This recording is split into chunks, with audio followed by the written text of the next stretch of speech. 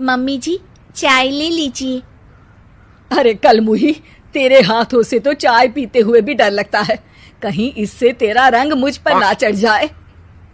अगर इन्हें इतनी ही शर्म होती तो मेरे इतने हैंडसम भाई को इस तरह फंसाती नहीं। बानी और शिवम की लव मैरिज हुई है। बानी के ससुराल में उसकी ननद और सास हैं, जिन्हें अपने गोरे रंग पर बहुत गुरूर होता है, जिस वजह से वो बानी को सिर्फ उसके सांवले रंग की वजह से नापसंद करती है और हमेशा उसे ताने सुनाती रहती हैं। बानी उनकी सभी जली कटी बातें सुनकर चुपचाप वहां से चली जाती है। तुम माँ और छोटी को कुछ बोलती क्यों नहीं? मम्मी जी बड़ी हैं, हर छुटकी ना समझ, इस तरह उन्हें उल्टा जवाब देना सही नहीं। मेरी जिम्मेदारी उनकी सेवा करना है, जो मैं पूरे दिल से हमेशा करती रहूंगी। ऐसा बोलकर बानी रसोई में जाकर रात के खाने की तैयारी करने लगती है। रात को खाना खाते हुए बानी की सास उसे कहती है, कल मैंने अपनी फ्रेंड्स के साथ किटी पार्टी रखी है, समय से सारा खाना बना देना और अपना मनहूस चेहरा लेकर ज्यादा उनके सामने मत आना, समझी? माँ, बानी आप दोनों की कितनी परवाह करती है, फिर भी आप उससे इतना बुरा व्यवहार क्यों करती हैं? अरे एक तो लव मैरिज करके इस कलमुही को हमारे सर पर लाकर बिठा दिया और अब हम इसे कुछ बोल भी नहीं सकते क्या?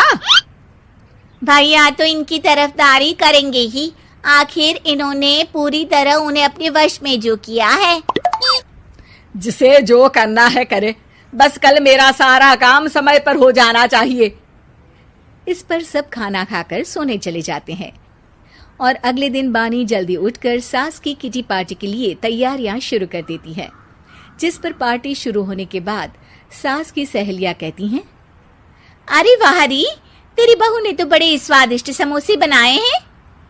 हाँ भाई, रंग कैसा भी हो, खाना बनाने में बिल्कुल अन्नपूर्णा है। अरे इसकी भी क्या बात करनी, मेरी बेटी से मिलो, इसकी सुंदरता के आगे तो उर्वशी रंभा भी फेल है। उर्वशी रंभा को तो फेल कर देगी, पर क्या अन्नपूर्णा बन पाएगी? अरे इसे काम करने की क्या जरूरत, उसके लिए बानी है तो, और मैं तो इसकी शादी भी किसी नौकर चाकर वाले घर में ही करूंगी। बानी वापस रसोई में चली जाती है और किटी पार्टी चलती रहती है। उसी रात को बानी की सास गुस्से में चिल्लाते हुए अपने कमरे से बाहर निकल कर आती है। हाय रे, चोरी हो गई, मेरे पैसे, पक्का पक्का इस कलमुही की वजह से हुआ है ये सब। अरे क्या हुआ माँ, कौन सा आसमान टूट गया?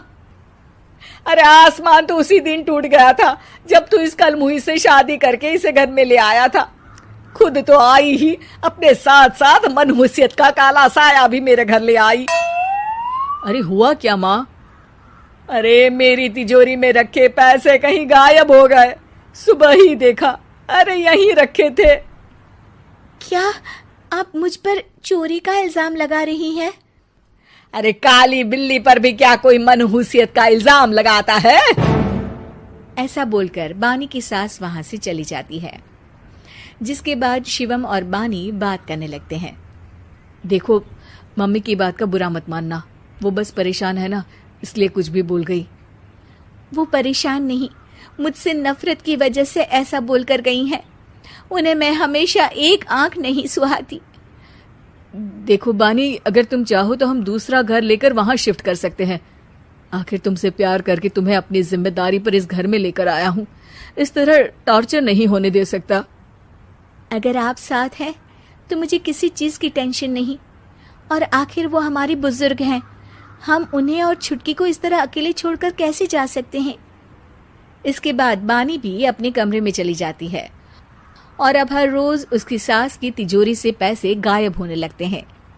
इसी तरह कुछ समय बीत जाता है और वो हर बार हर चीज का इल्जाम बानी पर लगाती है, पर बानी कभी कुछ भी नहीं बोलती। कलमुही नास पीटी, बहू को घर की लक्ष्मी बोलते हैं, ये तो पनौती बनकर आई है, पनौती। एक रात बानी की सास को आधी रात में प्यास लगती है, तो वो पानी पीने रसोई की तरफ जाती है। तभी उसे अपनी बेटी के कमरे में कुछ आवाज सुनाई देती है। हाँ हाँ, मैंने मम्मी की तिजोरी से हर रोज थोड़े थोड़े पैसे निकाल कर हम दोनों के लायक खूब पैसे इकट्ठे कर लिए हैं। और मम्मी आज तक उस सब के लिए भाभी को ही जिम्मेदार समझती है। तुम बस जल्दी से आकर मुझे यहाँ से ले जाओ और हम कहीं दूर जाकर शादी कर लेंगे। मम्मी को कुछ पता नहीं चलेगा, सब मुसीबत खत्म। अपनी बेटी की ये सारी बातें सुनकर बानी की सास भौचक्की रह जाती है और अपने कमरे में वापस चली जाती है। जब अगली सुबह बानी सास के कमरे में आती है, मम्मी जी, क्या बात है, आज आप कमरे से बाहर ही नहीं आई? आपकी तबीयत तो ठीक है ना? क्या छुटकी कमरे से बाहर आई या तुम उसके कमरे में गई? नहीं नहीं, क्यों, जाना है क्या? मैं अभी चली जाती हूँ। नहीं, कोई कहीं नहीं जाएगा। इस पर वो बानी को साथ लेकर कमरे से बाहर आती है, जहाँ शिवम भी होता है। वहां उसकी सास बोलती है, छुटकी मेरी तिजोरी के सारे पैसे लेकर अपनी माँ के बारे में कोई ख्याल करे बिना किसी लड़के के साथ घर छोड़कर चली गई।